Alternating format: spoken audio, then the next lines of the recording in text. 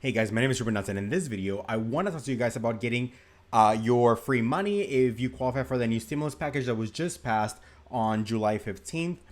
If you are new to my channel, welcome. This channel is all about financial endeavor, growing your capital, starting your business, making money from home. A lot of this channel is about learning stocks, options, futures, and Forex, as it is my opinion that is the path of least resistance to accomplish your income and financial goals, as it is low barrier to entry, high liquidity, and you can always use other people's money through a prop firm or something like that and not risk your own if you're doing futures or Forex. So anyway, guys, with that being said, and basically if you have a small business, if you have any independent contractor, Uber, small hustle, anything like that, maybe equipment rentals or something like that, you can essentially get free money. It's your grant money. And this is not the PPP loan, and you can also get another loan, but this is not that either. It's not the forgivable loan or anything like that. This is the EDL grant, right? So it's essentially just free money for your taking, and you can get $1,000 per employee, and you yourself count as an employee. So with that said, we're gonna walk through the process of actually filling out the application, and I'll read it with you guys to see generally if you qualify or not. But for the most of you guys, again, whether you're a sole proprietor or if you have like Ruben Dante Bakery or anything with your first and last, that again, it's anything other than a W-2, you qualify. The reason I went over the first and last example is because usually for a DBA, if you're using your first and last name, bakery or card reading or whatever, you would not have to file an EIN. You can just kind of go by your social without having to file an EIN or a DBA. So really, a lot of people qualify for this. I would say a good amount of Americans, maybe the majority, would qualify this to some degree. So so you walk through the process. It says, first and foremost, I'm not a lawyer or an accountant or anything like that. I'm just walking through the process based on the eligibility. And again, this a grant, and so it's this is an economic injury disaster relief loan program. And again, if you see a number on the screen on the top, that could be the loan, but the grant will be up to the amount of employees you have, yourself included. So the first one, less than 500 employees. If you have an agricultural enterprise, again, less than 500 employees. The third one is the most applicable, I think, to most people, as an individual who operates under sole proprietorship with or without employees, or as an independent contractor, again, Uber, DBA, LLC, anything like that. And then employee stock ownership plan with no more than 500 employees. And so for the most part here, even the last one says with even over 500 employees, as long as you qualify as a small business. And then if you're a private, nonprofit organization or non-government agency. And then the second set, you have to kind of mark the boxes. You're not doing anything illegal, obviously, check mark that. You don't have more than 50% ownership in the company, and you are more than 60 days delinquent on your child support or obligations, so not me.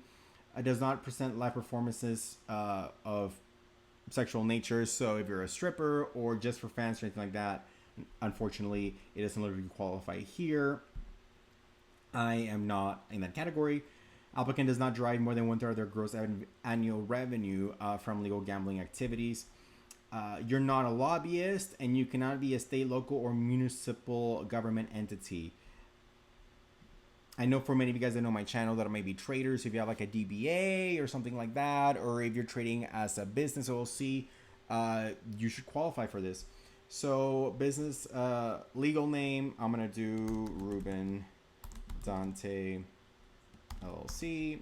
Trade name, I'm gonna do Ruben Dante,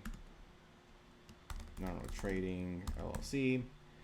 So then you type in your EIN or your social, and your EIN would be the number that you follow the IRS.gov website. And so anyway, I feel like if you find that, you know what it is. So I'm gonna do 1, 2, 3, 4, 5, 6, 7, 8, 9. Organization type. So here you go over again, sole proprietorship, so DBA, anything like that, Uber. Limited liability company, which is you file the LLC. A C corporation, double taxation. I'm sure you guys, if you have a C corp, you would know. S corp, and then general partnership, so an LP. Limited liability partnership, limited partnership, cooperative, trust, and independent contractor or other. So excuse me, independent contractor would probably be the most appropriate for like something like Uber or Lyft or photography, catering, videography, anything like that. So I'm gonna go ahead and I am assuming most of you guys have not followed an LLC, or I'm gonna say that I didn't. So especially because I put my social up there. Is the applicant a nonprofit organization? No, and I'm not a franchise. So in your gross revenue for the 12 months prior to the date of the disaster, January 31st, 2020. So I'm just gonna put on here for easy numbers. I'm gonna do 100,000, and then cost of goods sold. So let's say that you made $100,000, selling phone cases, and then it cost you 20,000 to make those. So then you put in here that number, 20,000. Rental properties. So if you have like one or two rental homes and they haven't paid rent for whatever reason, the COVID and what have you, so any loss of rent due to a COVID-19. So I believe I have a property in Houston where I don't think they've paid rent for 2 months. So let's say that that was $1,200 a month, so I'll put there $2,400. And then same applies to the nonprofit or agricultural enterprise. I do wonder miscellaneous if this covers futures traders, but or commodity traders primarily in the futures market. I'm gonna say it probably does, since I would just stay safe from that. So I'll leave that clear. So other sources because of the disaster. So whether you got a PPP loan, or if you got an employment here because you could have filed for that as an independent contractor where you otherwise would not have been able to, I would put that on here. And this is a numerical value box. So I would put on here, if you did PPP, whatever, I'm gonna put 30,000 for example. And then PPP Bank of America per se, primary address of the business, right? So if it is the same as your own address, I would put that on there. For many people it's not.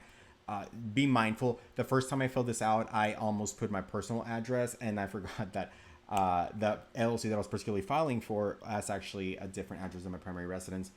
So 123 Happy Lane Drive, city, West Hollywood, California,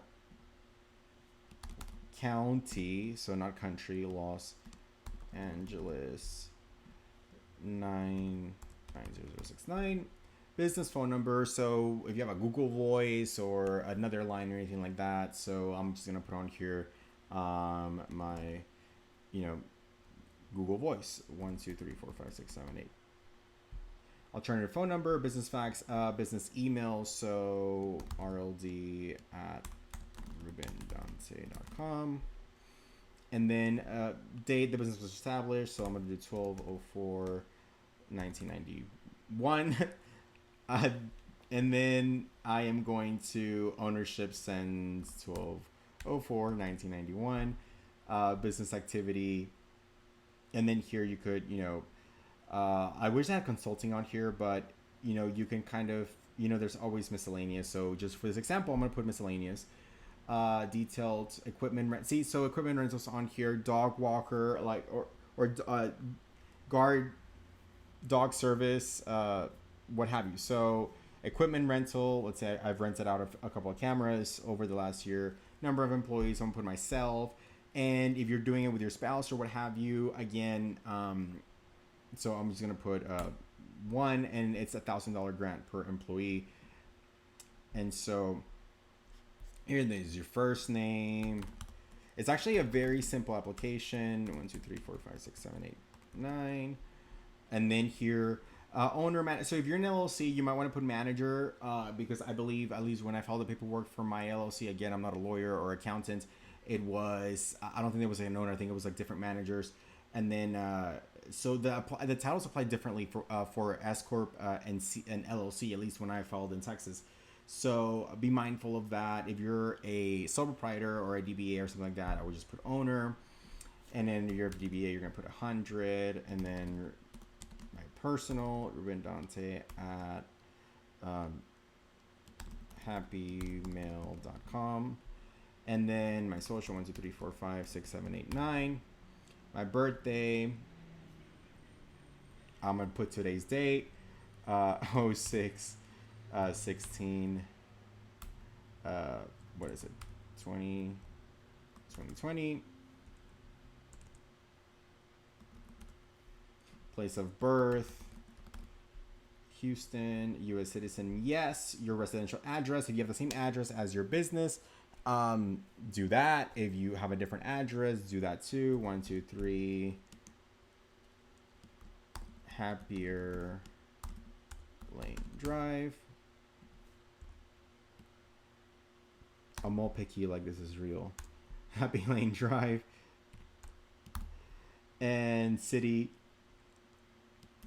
West Hollywood. State, California.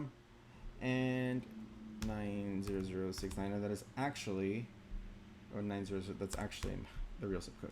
So here I would not get too tricked. For some reason when I first saw it, I thought I was gonna put like the additional owner that would have been like, let's say like my dad or my spouse. If that's if you're doing a sole proprietorship, I think that's just too.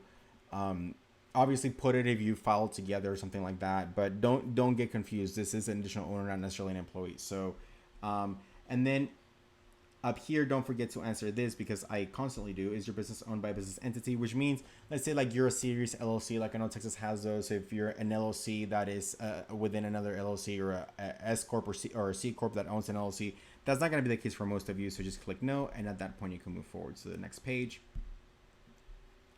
So then your individual, if someone helped you, don't put my name on there. But in the past year, has the business or the business owner been convicted of a felony? No. And in connection with riot or civil disorder, wow, that's interesting. Declared disaster, or other declared disaster event, or been engaged in production or distribution of any other product that has been determined obscene by a court. Wow. So no. I guess if you were a looter or anything like that, I guess you wouldn't qualify for this, or a protester and got arrested or anything like that. Which I guess, yeah, looters, yeah. But that's an interesting correlation there. Anyway, applicant, listed owner of any debarred or from contacting federal government agencies. So that's interesting. Definitely not. Are you presently subject to indictment for criminal information, arrangement, or any other means in which formal criminal charges brought to you by jurisdiction within the last 5 years for any felony or what have you? So no. For me, obviously, if those apply to you, then, you know, put that, answer that honestly. If anybody helped you, and then I would like to be considered for an advance of up to $10,000. If that applies to you or not, well, you can check that. And then the bank name, your routing number, and then I hereby agree under penalty of perjury that everything is true and correct. So with that being said, I hope this video was helpful, guys. Again, this is essentially a government grant, and it's you get 1,000 per employee, and it has no conflicts with PPP or anything like that. It's separate. They cannot overlap in usage. So if you got 10,000, you can't say that use 10,000 PPP for rent and 10,000 here for rent. But obviously, you're relying to one or the other. So with that being said, guys, I hope this was helpful, and I will see you guys next time. If you're new to my channel, like, comment, subscribe for more. Just it's about, you know, capital endeavor, trading, investment, and making money from home tips in general. And with that being said, guys, I will see you guys next time.